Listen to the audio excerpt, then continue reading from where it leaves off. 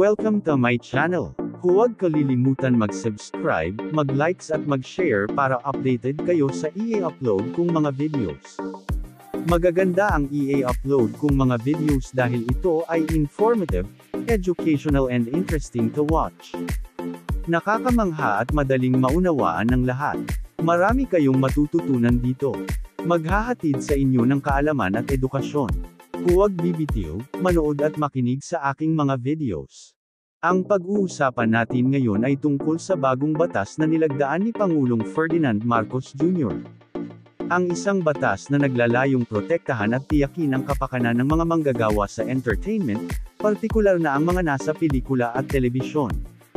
Ang Republic Act 11996 ay ipinangalan sa multi-awarded na veteranong aktor na si Eddie Garcia, Eduardo Verches Garcia, na namatay noong ika-20 ng Hunyo taong 2019. Nagtamo ng pinsala sa leeg ang 90 anyos na aktor matapos itong madapa at mahulog habang nagsushooting para sa isang paparating na teleserye.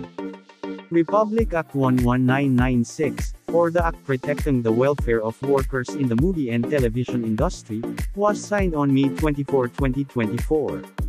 The new law provides for the implementation of work hours, wages and other wage-related benefits, social security and welfare benefits, basic necessities, health and safety, working conditions and standards, and insurance.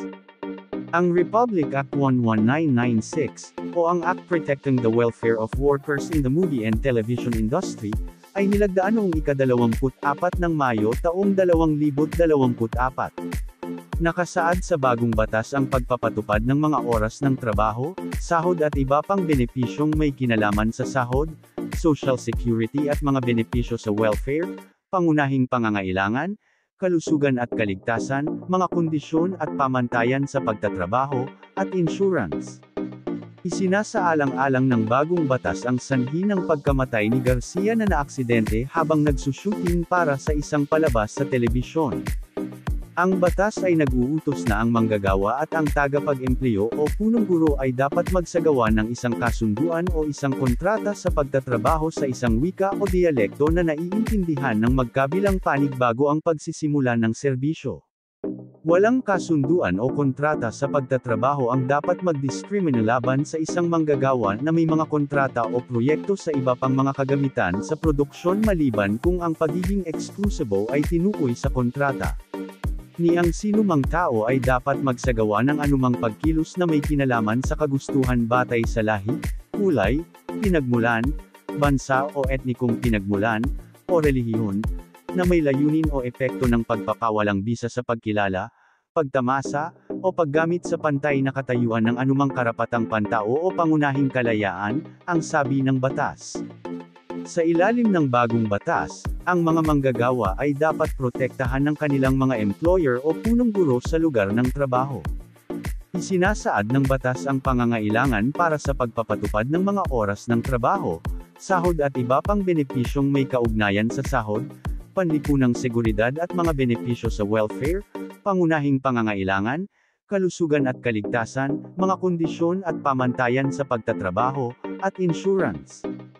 Ang proteksyon ng mga manggagawa sa pelikula at telebisyon ay dapat ding naaayon sa Labor Code of the Philippines o Presidential Decree No. 442 bilang susugan, at Republic Act No. 11058 o ang Act Strengthening Compliance with Occupational Safety and Health Standards and Providing Penalties para sa mga paglabag, at iba pang naaangkop na batas.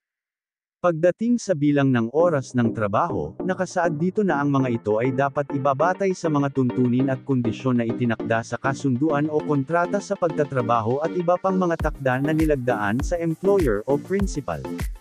Sa mga tuntunin ng sahod, ang pinakamababang sahod ng isang manggagawa ay hindi dapat mas mababa sa naaangkop na minimum na sahod sa rehiyon kung saan ang manggagawa ay tinanggap at ang sahod ay dapat bayaran sa oras, gaya ng napagkasunduan sa kontrata, ng direkta sa manggagawa.